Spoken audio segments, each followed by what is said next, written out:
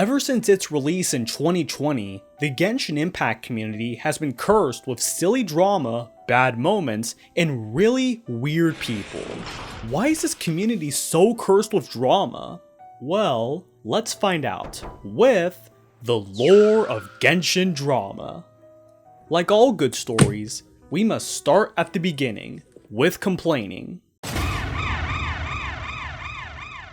Back when the first trailers for the game came out in early 2020, reception to it was generally positive, as an anime art style open world RPG had never been seen on PC before. On the Nintendo Switch side, however, people spotted a few similarities between Genshin Impact and The Legend of Zelda: Breath of the Wild. Both share a cel-shaded style, but the biggest offender has to be the climbing mechanics. Which... yeah, good luck proving that in court. Many Western Nintendo nerds came out of their goon caves to call Genshin a Chinese bootleg of Breath of the Wild, and even the Chinese had something to say. A popular user of the Chinese video sharing website Bilibili, Fanshi, posted a sponsored video promoting Genshin. However, many Zelda players were not too happy. So, they started to attack the man to the point where he had to make a tearful livestream apologizing to the people he made angry. He would later delete the sponsored video. Many other popular Bilibili users were attacked for their support of the game. A popular female content creator makes a video of an objective analysis of the game. You're not criticizing enough. A game designer talking about the UI between Genshin and Breath of the Wild in a neutral tone. Genshin fanboy spotted! You're not even shitting on it! Even the Chinese voice actors promoting the product they starred in? Just a bad money. Vomit! It's safe to say discussion became very toxic, but what did the developers have to say about it? Well, MiHoYo admitted years later that the accusations of the game being a direct bootleg took a huge toll on the team, as Breath of the Wild was one of the biggest inspirations for Genshin, and that they hold it in high regard. They always intended Genshin to have a spin on the formula that Breath of the Wild popularized. When discussion between the two games gets brought up today, many would agree that the two games have a more distinct identity now. But if a tweet of this Chinese guy destroying his PS4 after Hoyo announced that the game was coming to release on the platform says anything, this was a bad omen of things to come. Genshin Impact is one of China's biggest games, and, politics aside, China is known for having some strict censorship laws. Ever since video games were a thing, the government of mainland China and game companies have been in a tug of war in order to figure out what the government will allow in their games. With the first real test coming from Twitch streamer / journalist Kazuma Hashimoto, when he discovered that the words Taiwan and Hong Kong were censored in the in-game chat. Mainland China and Taiwan's governments don't exactly get along, and with Hong Kong, they were on fire back in 2020. Literally. However, other political topics like Putin and Hitler, and even seemingly innocent words like enemy, and even words were censored. This is because many keywords must pass through a large filter in order to be allowed on the Chinese mainland. But if I have to be honest, the in-game chat is just not really that good, even in Western games. Another of the big censorship debates comes from September 2021, when the government and 200 other game companies signed a self-censorship pact, agreeing to update and remove content that would promote the wrong set of values to the Chinese. Players would figure out what this meant by the new year, when a new Genshin update would force less revealing outfits for specific characters for Chinese players. These characters have new outfits that are less revealing, like with Jean, where she's all covered up. With Rosaria, say goodbye to her chest. But with Mona, I don't know why this gets a pass.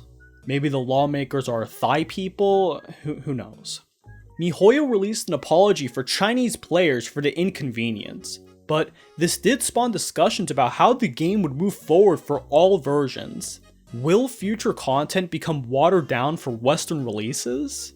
Well, in December 2023, the Chinese government drafted a new bill that would specifically target gacha games, which Genshin is a part of. One of the biggest rules was a proposed spending limit for microtransactions, which was intended to help curb gambling addiction, but investors were spooked by the possible crippling of profits and the potential for these games' business models to be changed from the ground up. So, the stocks of many big Chinese game companies fell massively. Because of the massive backlash, the government axed the bill and fired one of the officials who was behind the drafting after the new year. Nowadays, the rules on what gacha games can and can't do are a bit relaxed, as long as it makes China look good. Considering what Genshin's been doing recently, I'd say the government is rather happy with them. Genshin is a game made by the Chinese, so it's fair to assume that they would cater to their people first and foremost, and it became especially clear with the Liyue region. All the regions in Genshin take inspiration from separate countries and cultures found in our world. Liyue's is obviously based on China. It's praised for its scenic beauty, good story, and iconic characters, and one of the most anticipated was the Geodaddy himself, Zhongli.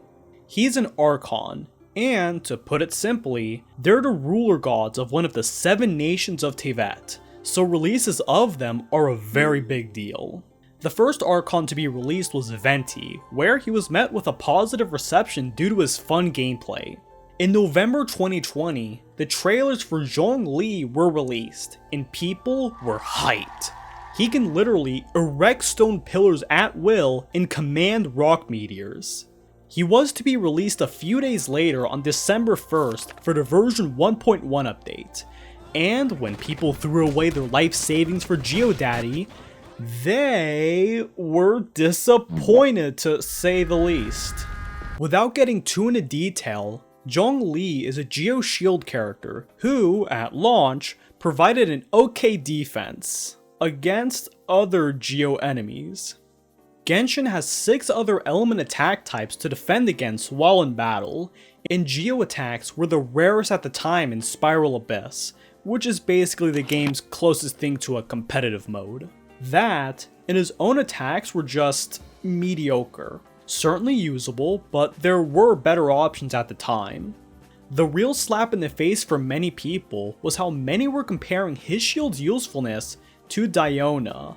A literal meteor god is weaker than a cat girl. Western players started the buff Zhongli movement on Twitter, and the whole Genshin subreddit turned into Perfectly. Please throw it. Everyone at the time united in anger against MiHoYo's poor handling of him. Once upon a time, there was a dedicated Chinese player who loved Zhongli so much that he hacked the game to give him the damage he felt he deserved. MiHoYo struck him down, and he received a 15-year ban on his account for this. Not that it really mattered at this point. MiHoYo saw the uproar, and they couldn't really ignore it anymore. So, on December 8th, they released a statement that said the following. It didn't help that a MiHoYo employee put his job in danger by talking about the drama on MaiMai, which is basically Chinese LinkedIn. Basically saying that, hey, Zhongli's fine the way he is, you're just playing him wrong. Surprise, surprise, this made people angry. At this point, MiHoYo realized that they fucked up hard, so they did something they rarely do. Apologize and promise that they will make things right. Twice. On December 18th and the 29th, Zhongli and the whole Geo element as a whole received numerous powerful buffs. Notably, Geo shields protect against all elements now. Zhongli went from being at the level of the cat girl to being the character everyone needed. After his banner rerun allowed people to get the steroid-injected Geodaddy, the drama settled and all was at peace. For now. For most gacha games, It's a tradition to celebrate its anniversary with desirable in-game goodies and even contests to celebrate its anniversary. Genshin is no exception. Now, what does this have to do with Google Classroom? Nothing. At first. In 2021, miHoYo was to celebrate the first anniversary of Genshin Impact, and, as gacha game tradition, people were expecting a big party with a blackjack minigame and characters dressed as hookers. The most anticipated thing were the free intertwined fates. Basically, they're a currency for rolling characters. If you have enough, you can get the waifu or the husbando that you deeply desire. On September 20th, players went to the official Genshin website to see the great gifts. 2 toothpicks and a used razor blade over the span of 7 days. People were disappointed to say the least. If you've never played before, 10 intertwined fates is typically not enough for pulling the 5-star character you want. It can take between 70 to 180. Worse still was that was kind of it. miHoYo had a few contests up to this point that gave rather crummy awards, so the community hoped that their first anniversary would be the change they needed, because other gacha games are known for their really good awards in comparison. Longtime players felt duped that they were getting nothing for helping prop up the game. New players felt that what they got wasn't enough. So, the Genshin community united in... Everywhere you went online, you would hear about Genshiners canceling miHoYo for the lack of hookers and awards. What did miHoYo do in response? They centered discussion on the official Chinese forums and the subreddit. This meant war. Players were spamming this amount of Chi-Chi lying down as a way to express disappointment. It got so bad that the moderators of the official Discord server had to enable a 10-minute slowdown. That wasn't all. People went to the Play Store page of Genshin and left 1-star reviews on the page. The page went from 4.5 stars to around 1.5 in about 1 day. Google saw and deleted much of the recent reviews, which did not make the Genshin army very happy. So, they devised a new strategy. Go to other app pages. They were review bombing other Hoyo games, Roblox, a bank app, McDonald's, and yes, even Google Classroom. They wanted to make Hoyle's PR team piss their pants. And, to give them credit, it actually worked, as the mainstream media caught on to the story and essentially backed Hoyo into a corner. On September 29th, Hoyo announced in-game that they will be giving people a free glider and 1600 Primo Gems in installments as an apology, which basically means they're giving people an additional 10 intertwined fates. And for some people, that was enough. The war basically fizzled out from there, as people learned that if you complain hard enough, you might get what you want. It's August 13th, 2022. miHoYo announced the 4th main region of the game, Sumeru, a region with heavy inspiration from India and the Middle East, and, if I have to be honest, it's the most visually appealing in the game with the jungle section. However, when it came to the characters and NPCs, leaks revealed some odd quirks about them.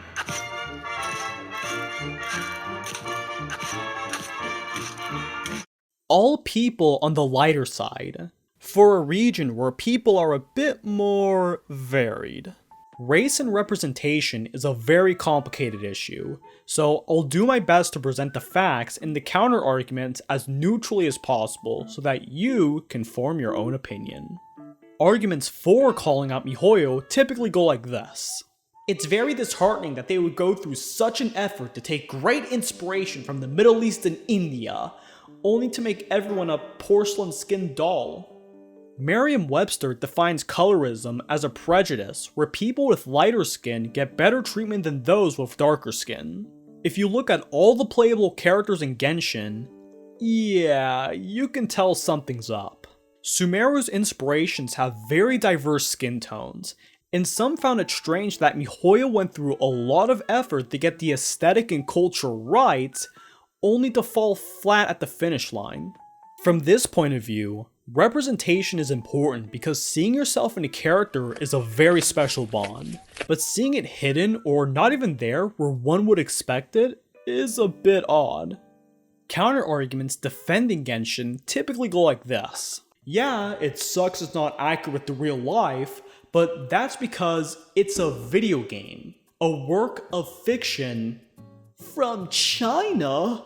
Lots of things in media take inspiration from far-off cultures. Take a look at Santa Claus and how he's different around the world. Genshin is no different. It's a single interpretation of a culture that's designed to appeal to a specific country first, China. If you don't like it, it's okay. You can make your own spin on it in fanworks and all that. Though that's its own can of worms. That was the politest way I can put the main arguments, because if you were to go into Twitter or TikTok during the drama, it would have been nothing but...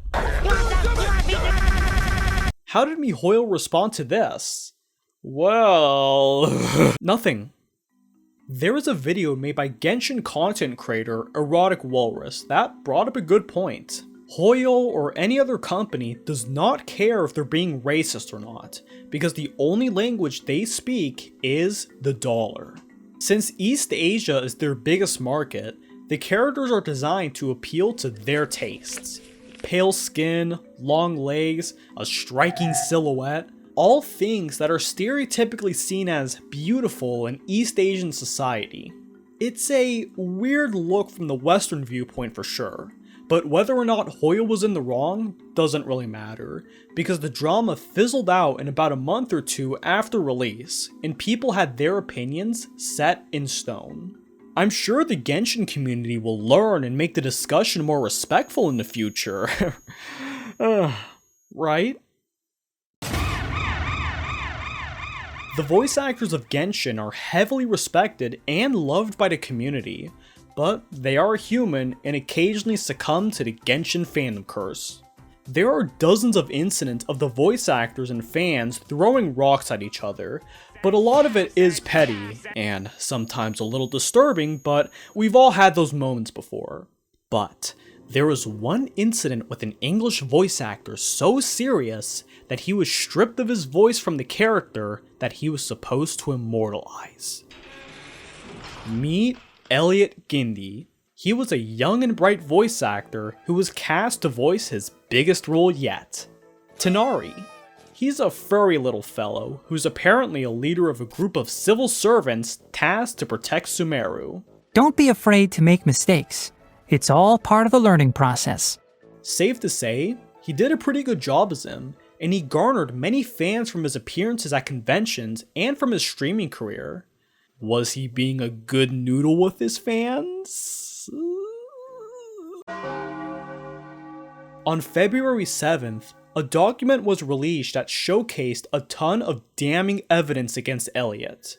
All you need to know is that, behind the scenes, many underage victims would chat and show him fan work, cosplay, and admiration for Elliot's talent. Note that he was 31 at the time of exposure. Elliot then took advantage of these victims by becoming close friends with them, where he would ask really personal things from them, like where they live, where and what they do if they visit.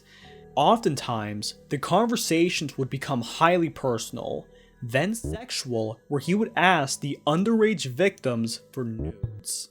When called out, he would defend himself by baiting suicide or his trauma. Perfect. What are you wearing? I can't wait to get my little hands on you. Can you come for me? It can be our little secret. And then some baloney at the bottom. I highly recommend reading the testimonies of the 25 victims, because they really show the type of people Elliot would go after. The vulnerable, the neurodivergent, and the young. His youngest victims were not even teenagers by the time he met them. A day after, on February 8th, Elliot would release a twit-longer apology, but the the damage was already done. No one accepted it, and his career in entertainment was about to go up in flames. A few months later in April, the official Genshin account announced that Elliot's contract with the company had been terminated, and that they would replace him with Zachary Gordon. I kinda like his interpretation more because it made him sound more youthful. It fits his curious vibe, if I have to be honest. Unfortunately, my ears don't tolerate loud sounds very well. Even though Elliot's thankfully gone, Zach has also found himself in trouble thanks to his stance on the recent situation in this part of the world. Moral of the story? Furries? Let's calm down with something silly. The Game Awards is an annual awards ceremony that celebrates the achievements of the gaming industry. Despite its constant criticism, people love tuning in to see what is nominated because they actually have a say in who wins or not via the Player's Voice Award. Voting works 90% in the judges' favor, but that small 10% is determined by fan votes during the event in 3 rounds. You'll see that the fans of the Game Awards are very civil and respectful when it comes to this. During the 2022 awards ceremony, Genshin Impact was in contention for the Player's Voice Award. It was competing against other really good games that I never played. And Sonic Frontiers. This shit looks like a Gmod map. And it's one of those dupe creations you'd see on the workshop. When you have two fandoms known for hosting the internet's most colorful people, it's like an epic crossover just waiting to happen. The Sonic community quickly rallied around the flag, calling malarkey on Genshin's appearance in the show due to it being a continuously supported gacha game, while traditional games, like Sonic Frontiers, were one-and-done deals. During the first 2 rounds of voting, the Sonic community came out on top surprisingly enough. They were starting to get cocky, and created the Sonic Sweep hashtag to rile up support. The Sonic franchise had just bounced back from a slew of crappy games, so they started to clown and trash talk on Genshin alongside other gaming fandoms. However, Genshin was always creeping up behind like a famous person's stalker. You see, the last time Genshin won an award, players were given 800 Primo Gems for their efforts, so many were motivated to vote again. By round 3, Team Sonic was in a good lead. However, Genshin was creeping up fast in the votes, but most Sonic fans were content that Genshin was going to lose because they saw their community as cringe. Considering that the fandoms of the other games were helping to make sure Genshin didn't win, everyone went to bed cheerfully. However, the sleeping panda awoke. The Chinese votes started piling in for Genshin Impact. The gap was starting to narrow against Team Sonic, so accusations of vote botting and bribery were being thrown around by both teams. You gotta remember that this was back when Genshin was really popping off, and considering that Sonic is a nicher fandom than Genshin, it's like the bad ending of a David and Goliath story. Sadly, in life, there are games that you just can't win, but whatever. Maybe there's a chance that the Genshin fandom really did cheat. And once we took out all the bot votes, the Game Award goes to The bot votes! Genshin Impact. Fuck, what the hell? Here are the nominees for Best Independent. The final vote was a decisive 53% for Genshin, 32% for Sonic. This was the Sonic community's 9/11. Many reacted as you expect, some with racism, and others with great disappointment.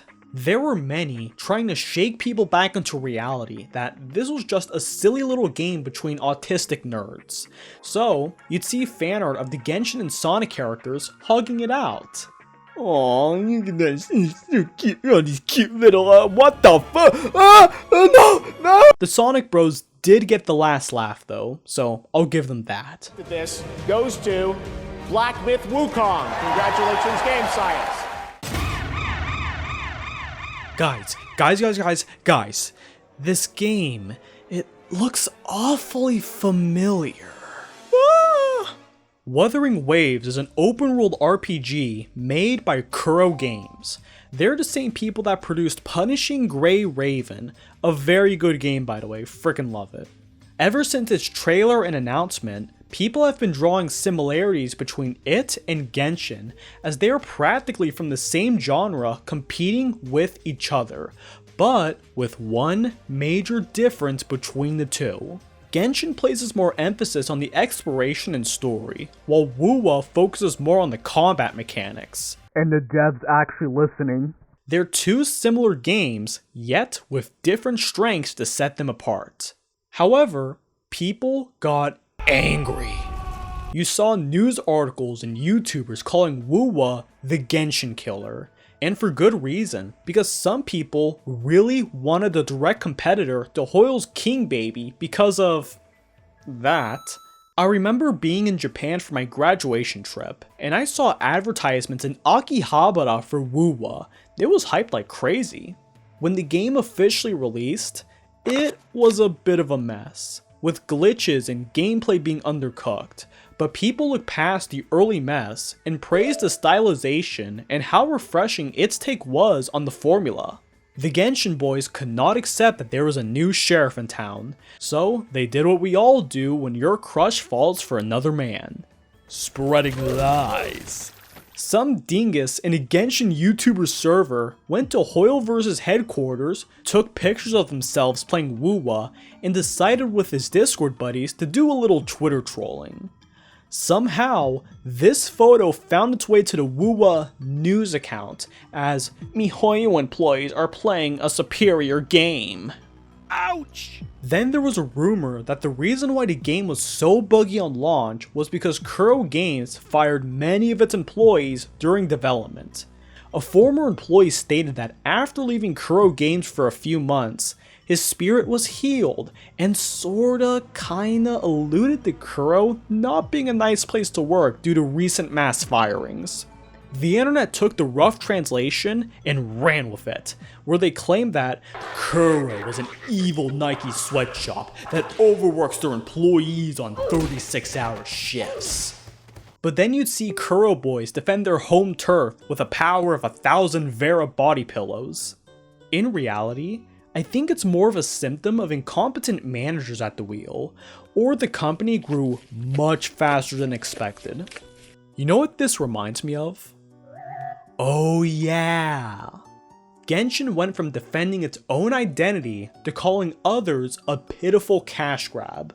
In reality, most people, off Twitter, played both games and enjoyed the two for what they've become. Nowadays, you can see the two communities occasionally bicker between each other's backs.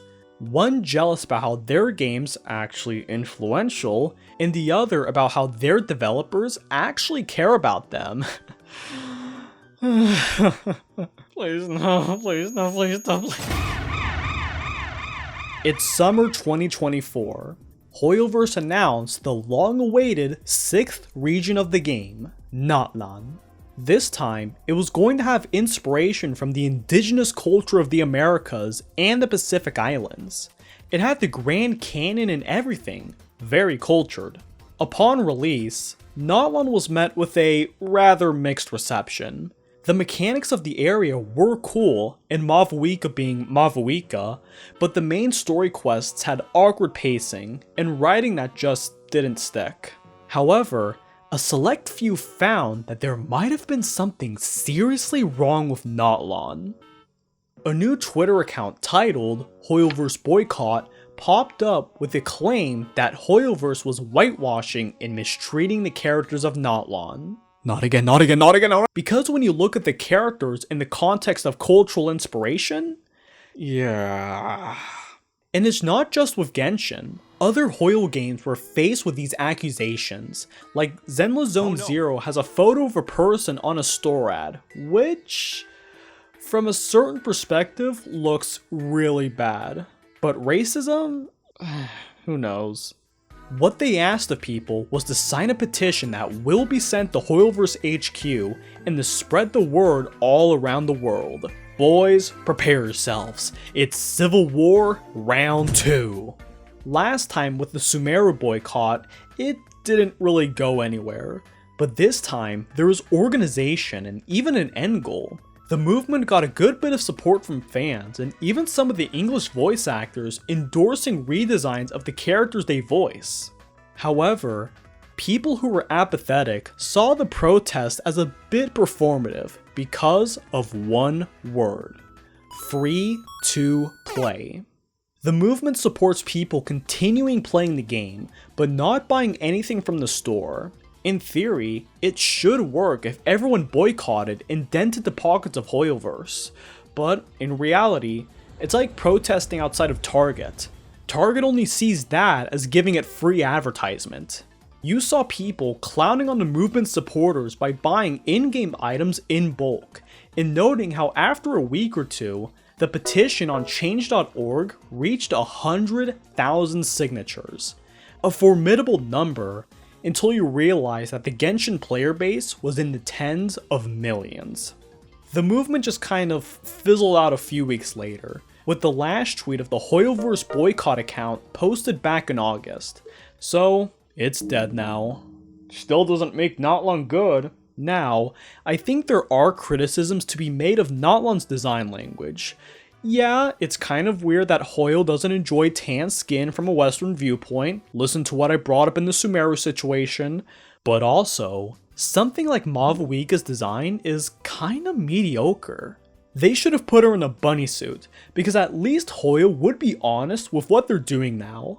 There's this one redesign by Glitched Ember that genuinely looks really cool, shoutouts. The aesthetic of Notlon clashes because of the modern-esque clothing, whereas Genshin set a precedent of fashion from hundreds of years ago. But some of the stuff's cool. I really love Kenichi's 8-bit language. It really appeals to the Nintendo gamer kid inside of me. There is a lot more to the Notlon drama. The voice actors are in a civil war, and apparently TikTok really hates Veressa for some reason. I fucking hate you and I hope you die! Are these edible? I think we've had enough drama for today. When you're trapped in the spiral of anger, big shocker, you're always going to be angry. When I was doing research for the video, I found a Reddit post talking about why this game was affected with the worst of the worst. There is this 40-year-old sage that gave us some wise advice. At age 41, I don't give a freaking cent what anyone says negatively about what I enjoy. At my age, you'll realize that life's too short to live in the negative energy. If your emotions are at the wheel in these situations, perhaps it's best to park your heart and relax a bit. You may become the very thing you criticize otherwise.